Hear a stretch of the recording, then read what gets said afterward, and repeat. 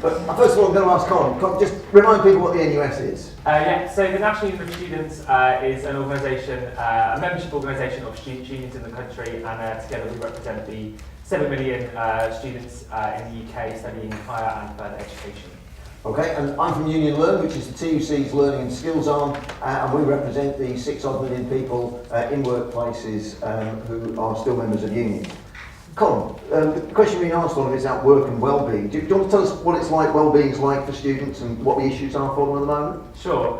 This was really strange, actually. I'm much more used to speaking at things like that. And like my lifelong goal is to get interviewed on this morning. I feel like I'm a step closer towards that one.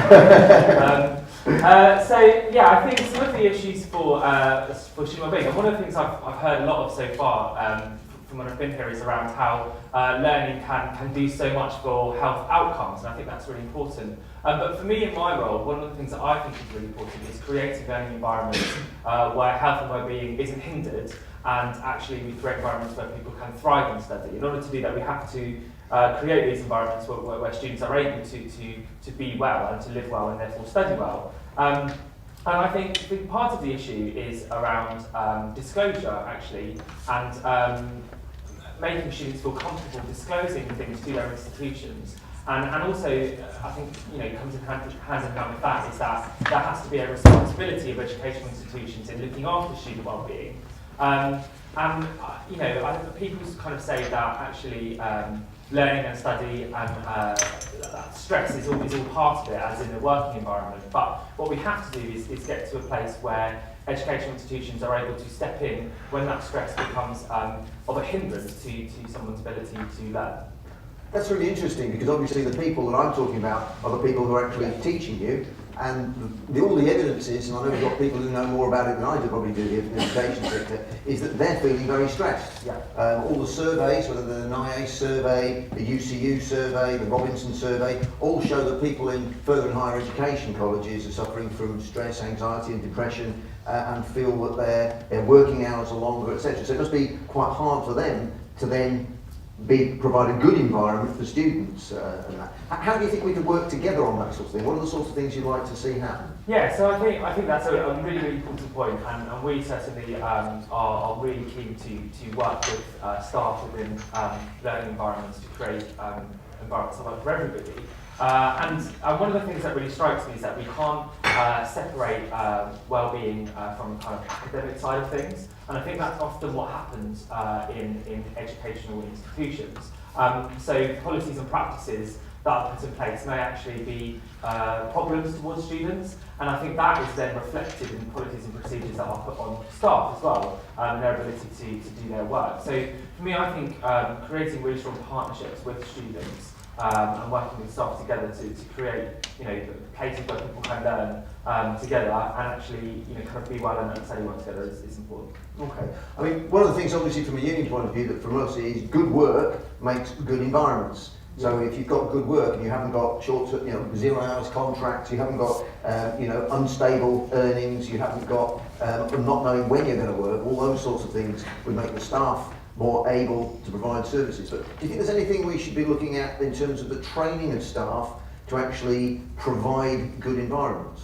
Yeah, so, and this is a conversation I was having just last week actually around the amount of training that's given to staff, particularly around mental health and kind of spotting the signs of mental health. And I had a really interesting conversation about actually, is it fair to put that onus on staff to say it's your responsibility to look out for students and pick up signs if you think they're struggling and kind of take them through with that. Is it fair to do that? But B, like what training is available to those staff to be able to do it well and do it well enough?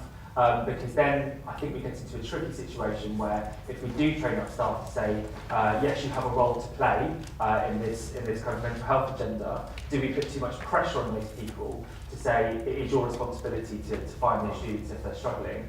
And that's something that I haven't quite rectified quite yet, but we had some great conversations about it last week. I mean, that's a very interesting moment, because one of the things that we've been doing through our union learning reps and others is providing a lot of mental health awareness in workplaces. Yeah.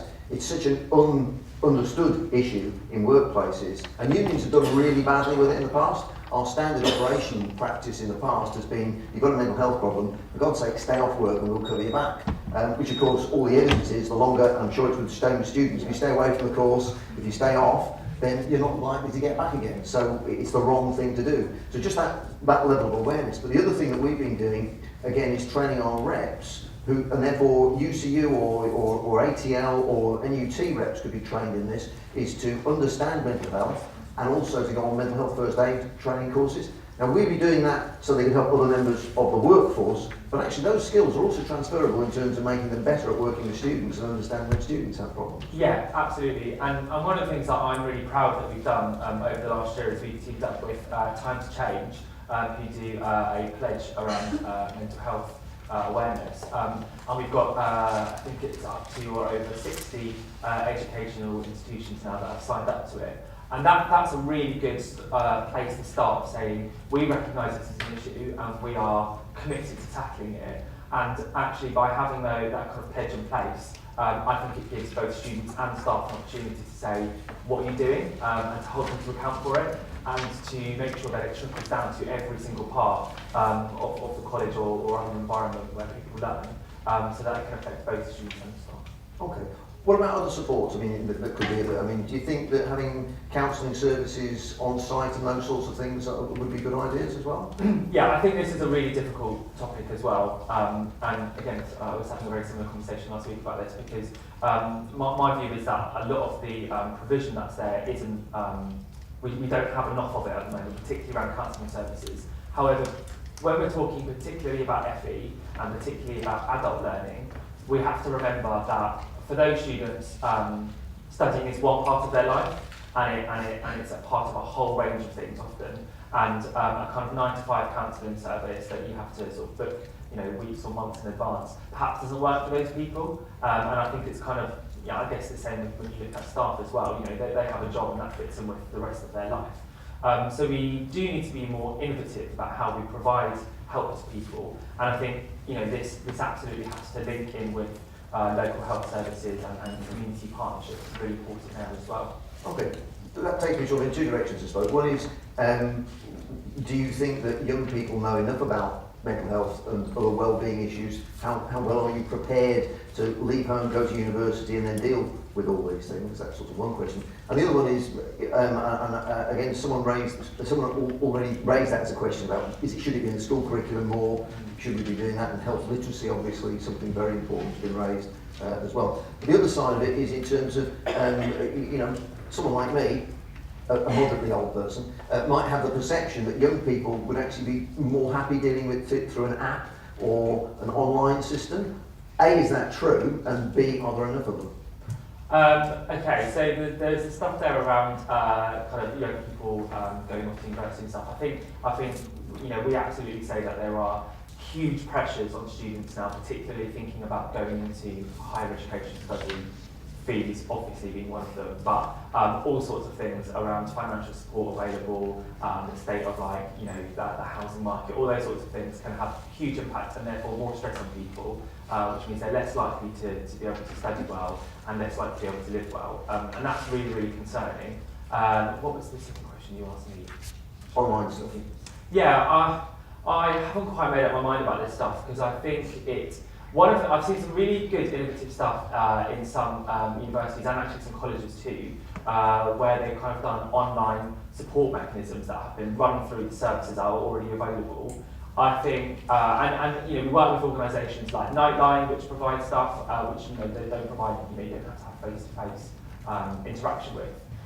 The app stuff, I'm not completely sold on it yet, there was someone that has created something that was trying to lobby me to endorse it recently. So I had to take a step back and think about it because I think there is huge things around safety online these days anyway, and the ability which we can provide young people to make good decisions with that. And I worry that if we just kind of release those kind of support mechanisms to something online, maybe then it doesn't go through to the right places. And the other thing I had to say was about how do we teach this stuff in schools. Yes, we absolutely should. We need better PSHE, and that's around sex and relationship education, around political awareness, all those sorts of stuff. And NIACE is really committed to Great health literacy, yeah. Okay.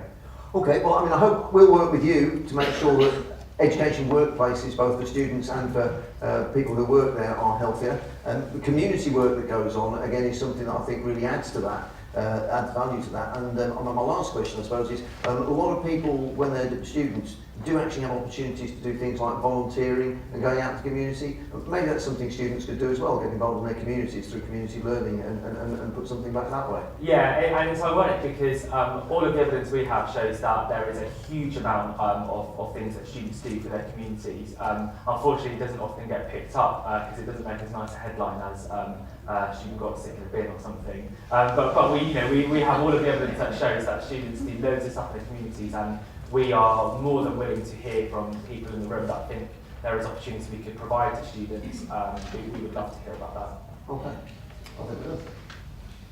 Thank you both very much. Let's